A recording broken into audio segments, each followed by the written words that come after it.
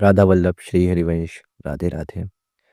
पूज्य गुरुदेव जी के चरणों में मेरा प्रणाम। साथ ही सभी भक्तजन, सभी संतजन एवं सभी प्रेमीजनों के चरणों में भी मेरा प्रणाम।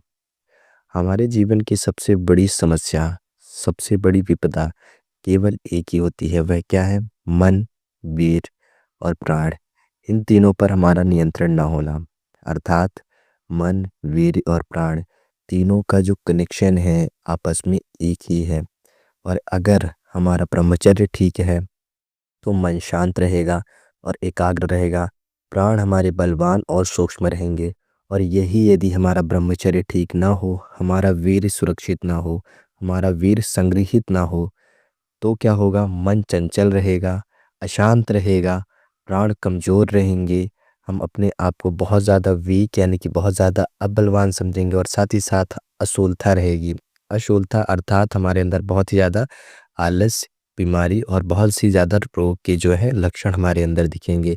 और यह सारी समस्याएं कहाँ से आती हैं? जब हमारा ब्रह्मचर्य, हमारा वीर्य संग्रहित ना हो, ब्रह्मचर्य ठीक ना हो। और मन, वीर, प्राण तीनों का जो कनेक्शन है वह एक ही होता है। और यदि हम ऐसा करते हैं, अपने वीर्य को, अपने ब्रह्मचर्य को नहीं सही करते हैं, तो हम बलवान हीन हो जाएंगे। अर्थात हम अपने आप में बहुत ज़्यादा वीकनेस महसूस करेंगे।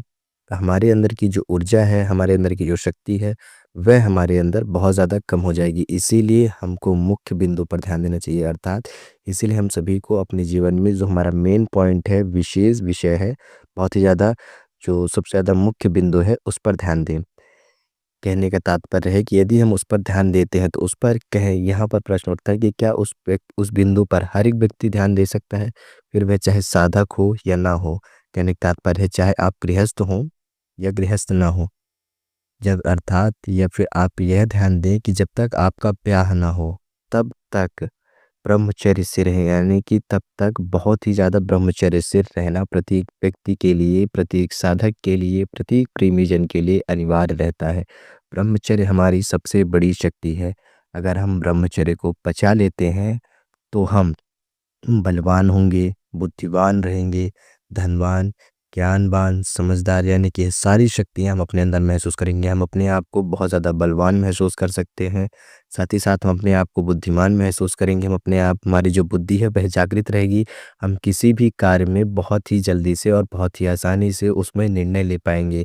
हमारी जो, यानी कि कहने का तात्पर्य हमारी जो सोचने की क्षमता है वह भी बहुत ज़्यादा शक्ति रहेगी और वह भी बहुत ज़्यादा अत्यधिक रहेगी। साथ ही साथ हमारी जो थिंकिंग प्रोसेस है, हमारी जो डिसीज़न लेने की क्षमता है, हमारी जो डिसीज़न लेने की एक्यूरेसी रहेगी, वह भी और भी ज़्यादा अत्यधिक होगी जब हम अपने ब्रह्मचर्य को बचाते हैं। ठीक उसी प्रकार कहा जाता है कि यह व्यक्ति बुद्धिमान है जो जितनी ही ज़्यादा कठिन परिस्थिति में बहुत ही कम समय में सही निर्णय ले पाए। साथ ही साथ हमारा जो ज्ञान है, यानी कि जो हमारी कैचिंग पावर है, हमारी सीखने की क्षमता है, वह बढ़ेगी। और यह सारी शक्तियाँ तब बढ़ती हैं, तो अपने आप को तब मजबूत और महसूस करते हैं। हमारी जो आत्मशक्ति बढ़ती है जब हमारा ब्रह्मचर्य ठीक हो, तो यह सारी चीज़ें हमारे अंदर खुद ब खुद बढ़ना प्रारंभ हो जाती हैं। अन्यथा यदि हमारा ब्रह्मचर्य ही ठीक ना हो, ब्रह्मचर्य ही हमारा सही ना हो, हमारा वीर्य संग्रहित ही ना हो, तो चिंता, डर, आलस, दुख, भय, परेशानी, शोक, यह सारी चीज़ें हमें व्यर्थ ही परेशान करती हैं। हमें व्यर्थ ही चीज़ों का चिंतन रहेगा, क्योंकि जो चिंता है, जिस चीज़ के लिए हम चिंता कर रहे हैं, वह व्यर्थ ही रहेगी। परंतु हम इस बात को सोच ही नहीं पाएंगे और हम बहुत ज़्यादा चिंतित रहेंगे। हमें हर एक क्षण डर लगा रहेगा, हर एक क्षण आलस आता रहेगा किसी भी कार्य को करने के लिए। छोटी छोटी चीज़ों पर, छोटी छोटी असफलताओं पर हम दुखी हो जाएंगे। हर कार्य को करने से पहले भयभीत महसूस करेंगे, होगा या नहीं होगा। छोटी सी भी परेशानी आएगी तो हम इधर उधर परेशान होंगे। हर एक चीज़ को, परेशानी को, दुख का हम शोक मनाते बैठेंगे। क्यों? क्योंकि ये सारी चीज़ें व्यर्थ हैं। परंतु हमारा जो बुद्धि है, हमारी जो आत्मा है, हमारा जो मन है, यह एकाग्रचित नहीं है, शांत नहीं है। क्यों? क्योंकि हमारा ब्रह्मचर्य ही जो है वह नष्ट है। तो ये हमें व्यर्थ ही परेशान करती हैं, व्यर्थ ही चिंता करती हैं और हम इसी में फंसे रहते हैं। और इसी में जब हम फंसे रहते हैं तो हम अपने जीवन में किसी भी कार्य को अच्छे से ना ही कर पाते हैं और ना ही हम उसमें सफलता प्राप्त कर पाते हैं। तो ये सब तभी हमको सताते हैं जब हमारा ब्रह्मचर्य ही ना रहे, यानी कि हमारा ब्रह्मचर्य ही नष्ट हो। और जब हमारा ब्रह्मचर्य ना हो, वीर की रक्षा ना हो, तभी हमारा मन, आत्मा, विचार संपूर्ण रूप से अपने आप को कमज़ोर करती हैं। यदि कोई व्यक्ति कहे कि हमारे अंदर आत्मशक्ति की कमी है, अपने आप को हमारे अंदर कोई भी व्यक्ति अपने आप कॉन्फिडेंस यानी कि जो आत्मनिर्भर है, जो अपने अंदर कॉन्फिडेंस है, जो अपने अंदर आत्मशक्ति है, वह कब महसूस करता है? जब वह बलवान हो, बुद्धिमान हो, ज्ञानवान हो।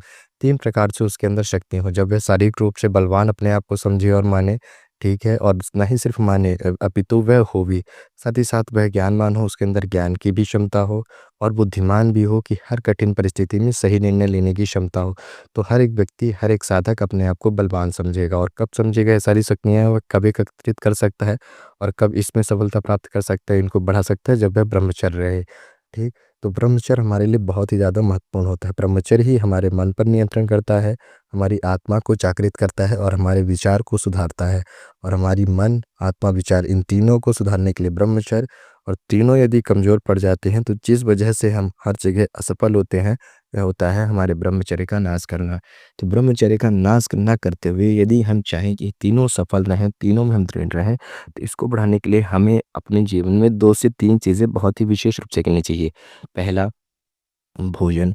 हम अपने विशेष रूप से भोजन पर ध्यान दें, हम अपनी संगत पर ध्यान दें, हम अपनी दिनचर्या पर ध्यान दें, हम अपने आस-पास के जो हो रहे माहौल है यानी कि हमारे आस-पास जो हो रही गतिविधियाँ हैं, हमारे आस-पास का जो वातावरण है, हमारे आस-पास का जो माहौल है अर्थात कहने का जो हमारा एटमॉस्फेयर है, हम कैसे वातावरण में रहते हैं, हम कैसा भोजन-पान करते हैं, हम कैसे संगत में रहते हैं, हम कैसे दृश्यों का सेवन करते हैं। दृश्यों का सेवन यानी कि अपने इंद्रियों से, कानों से सुनना, मुख से बोली हुई बात तो करना या फिर अपनी आँखों से देखना। ऐसी कोई भी गलत या अदृश्य देखने वाली चीज़ों को ना देखें जो गलत हों, जिनको हमें नहीं देखना चाहिए। इन सभी चीज़ों पर नियंत्रित करते हैं, तो फिर हम अपने ब्रह्मचर्य को दृढ़ कर सकते हैं और इन्हीं के साथ-साथ हमें सबसे ज़्यादा अधिक महत्वपूर्ण क्या होता है?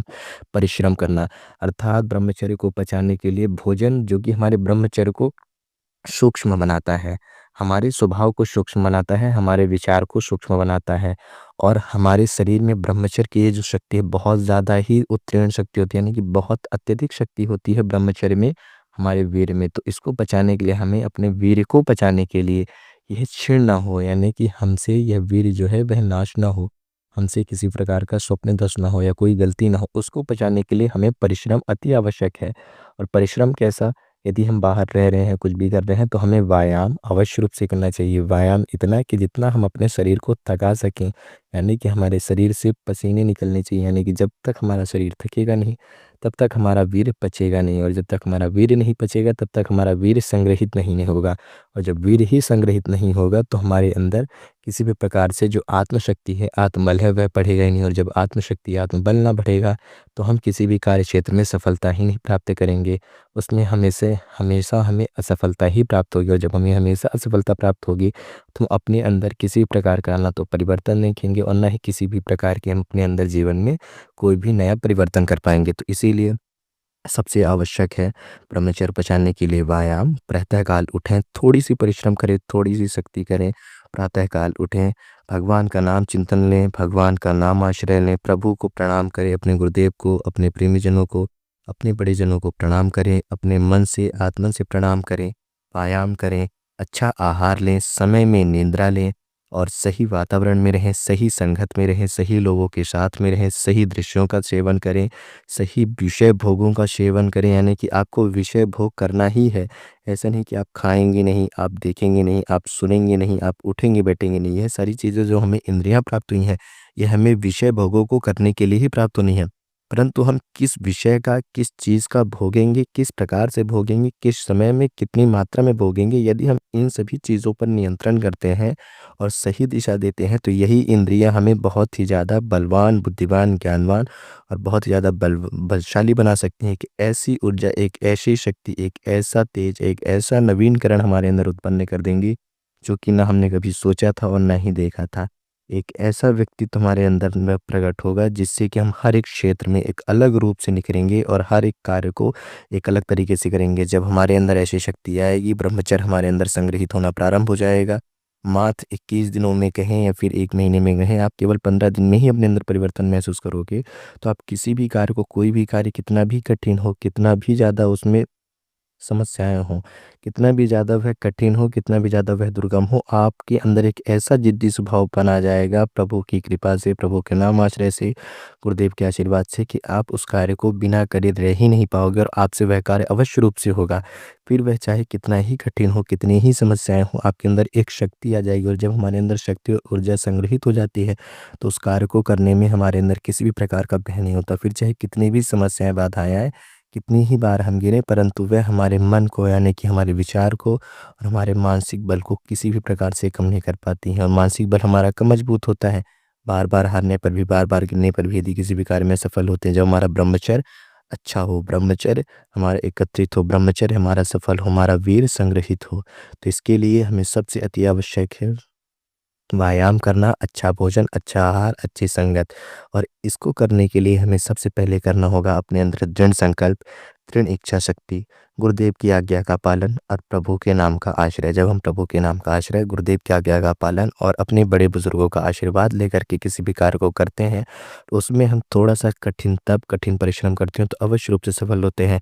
और यह कार्य, यह क्रिया तो हर एक व्यक्ति कर सकता है, हर एक साधक कर सकता है। ऐसा नहीं है कि केवल युवा पीढ़ी ही कर सकते हैं।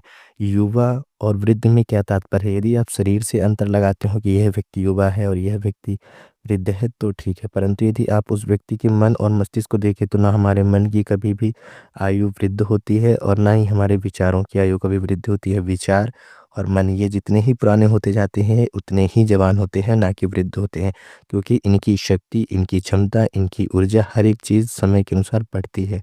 जब कोई भी चीज़ बढ़े तो वह और भी ज़्यादा शक्तिशाली हो, और शक्तिशाली अर्थात युवा है, ना कि वह वृद्ध है। तो हमारे मन सदैव युवा ही रहेंगे यदि हम वीर्य का पालन करते हैं, वीर्य का नाश न करें। हमारी कोई भी आयु हो, फिर वह चाहे विद्यार्थी जन हो या कोई बड़े जन हो, चाहे वह 35 से 40 वर्ष से ऊपर भी हों, तो भी वह अपने वीर्य को संग्रहित कर सकते हैं, क्योंकि पुरुष जाति एक ऐसी जाति है जिसमें वीर सदैव बनते हैं और वीर महिलाओं में भी बनते हैं, क्योंकि वीर से ही हमारे शरीर का संचार है। वीर से ही हमारे शरीर के अंदर ऊर्जा और शक्ति का संचार होता है और हमारी संपूर्ण जीवन की जो क्रियाएं, हमारे जो शरीर हमारा साथ देता है, यह वीर की ही शक्तियों का जो है स्वरूप है। तो यदि हम अपने वीर को संग्रहित कर लेते हैं तो हमारे अंदर एक अलग रूप से परिवर्तन अवश्य रूप से आता है। तो कभी भी किसी भी प्रकार से यदि आप अपने अंदर परिवर्तन चाहते हैं और आप चाहते हैं कि हमारे जीवन में हर प्रकार से हमें सफलता प्राप्त हो और हम परमार्थ के मार्ग पर भी चलें, अपने प्रभु को भी कृपा प्राप्त कर सके, आराध्य की भी कृपा प्राप्त कर सकें और अपने जीवन में अवश्य रूप से सफल रहें, तो अपने वीर का और ब्रह्मचर्य का अवश्य रूप से ध्यान दें। अपने ब्रह्मचर्य को बचाएं, वीर को बचाएं, व्यायाम करें, योगा करें, प्रभु का चिंतन करें, अच्छा आहार लें, अच्छा भोजन लें, सदैव भोग लगा करके ही भोजन अपने अनुसार प्रसाद रूप में ही ग्रहण करें, सही वातावरण में रहें, अच्छे लोगों की संगत में रहें, तो आपका वीर अवश्य रूप से बचेगा।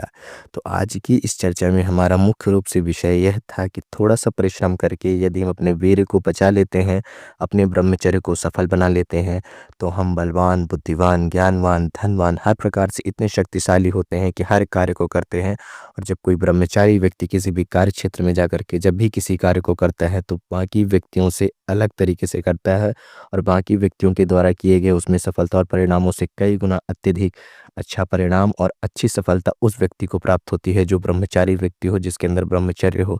और ये ऐसा नहीं है कि केवल जो अविवाहित व्यक्ति वही ब्रह्मचर्य हैं, जो विवाहित व्यक्ति हैं वह भी ब्रह्मचर्य रह सकते हैं। तो ब्रह्मचर्य अवश्य रूप से रहें, गुरु की आज्ञा का पालन करें, अपने आराध्य को प्रणाम करें, बड़े पूर्वजों के आशीर्वाद को ग्रहण करें और उसके साथ अपने जीवन में हर एक कार्य को करना प्रारंभ करें। जब भी कभी किसी भी कार्य को करने से डर हो या भयभीत हो या उसमें ऐसा लगे कि हम यहाँ पर असफल हो सकते हैं, अपने ब्रह्मचर्य का हमारा क्षीण हो सकता है, तो डरे ना, घबराएं ना, पुनः खड़े हों, भगवान का आश्रय लें, भगवान का नाम लें और पुनः उस कार्य को करें। तो आज की इस चर्चा को यहीं पर समाप्त करते हुए आप सभी को मेरा प्रणाम, साथ ही साथ पूज्य गुरुदेव जी को भी मेरा प्रणाम। राधे राधे, राधा वल्लभ श्री हरिवंश।